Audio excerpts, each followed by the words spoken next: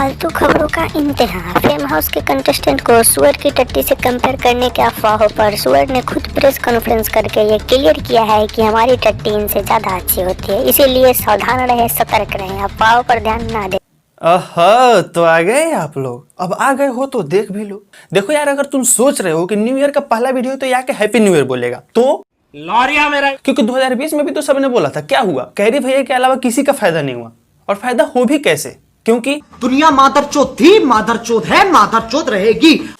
देखो, पिछले वीडियो में मैंने झंडुओं के बिग बॉस यानी फेम हाउस के बारे में बात की थी, लेकिन उसमें काफी कसर रह गई थी। तो बाकी का कसर जो है वो इस वीडियो में पूरी करेंगे, यानी दूसरे शब्दों में कहे तो उनकी कह के लेंगे। मेरा मुंह से निकल गई क्या? तो भाइयों और उनकी जो भी हो अपना हिसाब से देख लेना। चलो अपनी जिंदगी के कुछ समय बर्बाद करते हैं और आज का चकबोदी शुरू करते हैं।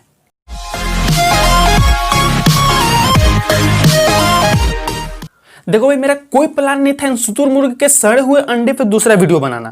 झूठ बोलो, बार बार झूठ बोलो। लेकिन फिर गलती से मैंने 2-3 इनके एपिसोड देखे, उसके बाद कसम से ऐसा लगा है कि खुद के ही पिछवाड़े में रॉकेट लाया कर मंगल ग्रह पर जाकर फट जाऊं, और नहीं तो फिर 1000 के नोट की तरह इनको भी गवर्नमेंट से बोलकर बैन करवा दूं। मैं मोदी साहब से गुजारिश करता हूँ। और जब इनके एपिसोड देखने के बाद मेरा दिन खराब हो ही गया है तो तुमको कैसे छोड़ दूं? देखो अब तुम भी।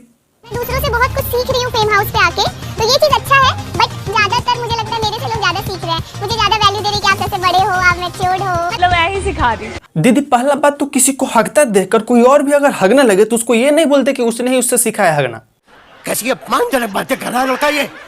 क्योंकि ये गुण वो ऊपर से लेकर आया होता है, और आप लोग जो करते हो ना उसको ऐसे भी टैलेंट नहीं बोलते, उसको क्राइम बोलते हैं। इसीलिए मैं छोटे बच्चों को, अगर कोई मम्मी पापा वीडियो देख रहे हो तो उनसे ये बोलना चाहूंगा, अगर आपका ही बच्चा इस राह पे जा रहा है तो ऐसे हालात में बेहतर यही है कि वक्त रहते इंसान सतर्क होकर अपने जज्बात को काबू में रखकर अपने कदम पीछे हटा ले।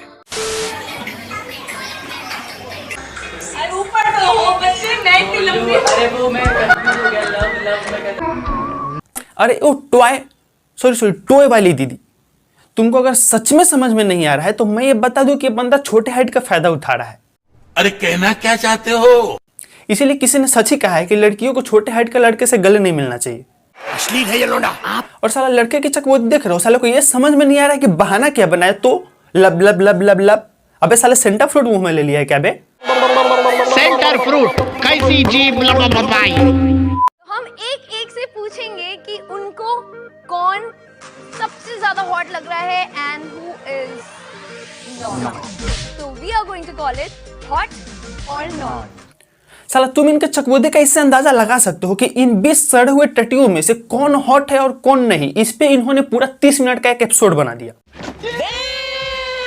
और मेरे से पूछो तो इनके एंकर और वो जो 16 साल की अपने आप को बोल रही थी, जो मजे मजे में ही सब कुछ करती हैं, उसको छोड़ दो तो कोई और इसमें हॉट का जो एज होता है ना, उसका डंडे के बराबर भी नहीं है। गजब बेइज्जती है। उल्टा इन लोगों से ये पूछना चाहिए था कि इनमें से कौन सबसे ज्यादा हकता है। I mean, कौन बिना मेकअप के चमगादड़ों का ताऊ लगता है। और इतना सा काम पे भी ये तो ठहरे टिकटॉकर्स, तो इन्होंने वहां पे भी हक दिया। देखो रिद्धिमा एंड शेल्वी, बिकॉज मेरी अभी उन लोगों से इतनी बात नहीं हुई है। देखा आपने लापरवाही का नतीजा है। मतलब एकदम वक्त बदल दिया, जज्बात बदल दिए, जिंदगी बदल दी। मैं उनको जानता नहीं, मेरे उनसे बात नहीं हुई, इसीलिए वो हॉट नहीं है। कुछ भी 90% लोगों को किसी हीरोइन से बात ही नहीं हुई तो उनको हॉट ही नहीं लगती होगी। नहीं। तो भाई इतना सब होने के बाद सबसे हॉट का टाइटल मिला टॉय वाली दीदी को। ओ भाई, मारो मुझे, मारो मुझे, मारो। नहीं, ये मजाक हो रहा है, एक सेकंड। और नॉट हॉट का टाइटल मिला इस बंदर के पिछवाड़े, सॉरी मेरा मतलब इस बंदे को। तो की रेस होती है तो जिसमें ना एक शेर होता है, शेर जो रहता है वो मतलब स्टार्ट भी नहीं करता है। बोला भाई इनके साथ रेस लगाना मेरी बेइज्जती होगी, तो मुझे रिएक्ट करना इन लोग के लिए तो मेरी भी बेइज्जती होगी। अबे ओ चाचा चौधरी के चौथे चौदू, साले कॉपी कैट। तूने ये जो झाड़ अपने सर पे उगाई है ना, तेरे इस बात पे इसी झाड़ में से कोई गिदड़ निकल के तेरे मुंह पर टट्टी करके जाएगा। तोबा। और साला जैसे बाल इसके सर पे है ना, उससे अच्छे तो लोगों के कहीं और होते हैं। म्यूजिक।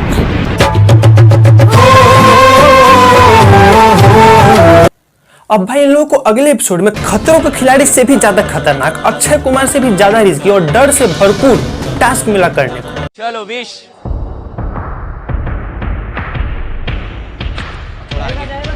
जाएगा थोड़ा आगे।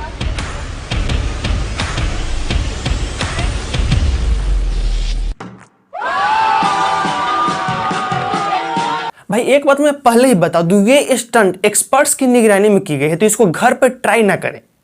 सही पकड़े हैं। और साला इतना बड़ा प्लेटफॉर्म पे ऐसा काम करने के बाद भी ये बिना मुंह छुपाए घूम रहे हैं। खैर ये तो ठहरे टिकटॉकर, तो इनको इसकी आदत हो गई है। सही बात है। साला ऐसे लोगों के इन्हीं की बिना मेकअप की फोटो दिखाकर डरानी चाहिए और फिर पूछना भी चाहिए कि बताओ ये कौन है। अब खत्म, bye bye, tata, goodbye. और ये MX प्लेयर इतना बड़ा प्लेटफॉर्म होने के बाद भी ऐसे लोगों को लेकर शो बनाने का सोचा और फिर ऐसा टास्क। हालांकि जब ऐसे लोगों को ले ही लिया था तो तुम सोच सकते हो इनसे और क्या उम्मीद की जा सकती है। ये कुछ कर ही नहीं पाते और ठीक है, क्योंकि ये तक तो इनसे हुआ नहीं। 2 डब्बे हो गए। साला इससे हार्ड टास्क तो बचपन में 6 साल के बच्चे मेले में जाकर कर लेते हैं। सही बात है। ऐसे ही लोग होते हैं जो बचपन में खेतों में टट्टी करने के बाद अपने दोस्तों को अगले दिन दिखा रहे होते हैं, ये तूने किया था, ये मैंने किया था। तौबा तौबा तौबा, थारा मूड खराब कर दिया। तो भाई फिर इन्होंने एक और गेम खेला अगले एपिसोड में, किल मैरी और हुकअप। लेकिन ये तो ठहरे टिकटॉकर्स, तो इन्होंने वहां पे भी बवासीर फैलाया। तो it's hook up for you Vishal. सच्चा प्यारा सीट एक्सचेंज करूं? नहीं बैठो। नहीं देख लो अगर मूड बन रहा है तो। मूड बन रहा है तो मतलब ये लड़की क्या करवाना चाहती है? पहले तो इसको टॉय पसंद था, फिर इसके पास एक छोटा टॉय भी था कालू, अब ये दूसरों का मूड बनवा रही है। It's her choice. It's her choice. अगर हम करें तो करें क्या, बोले तो बोले क्या। साला हम लोग एवं ही बदनाम है डबल मीनिंग बात को लेकर। दुनिया का 69% डबल मीनिंग बात तो यही लेकर बैठी हुई है।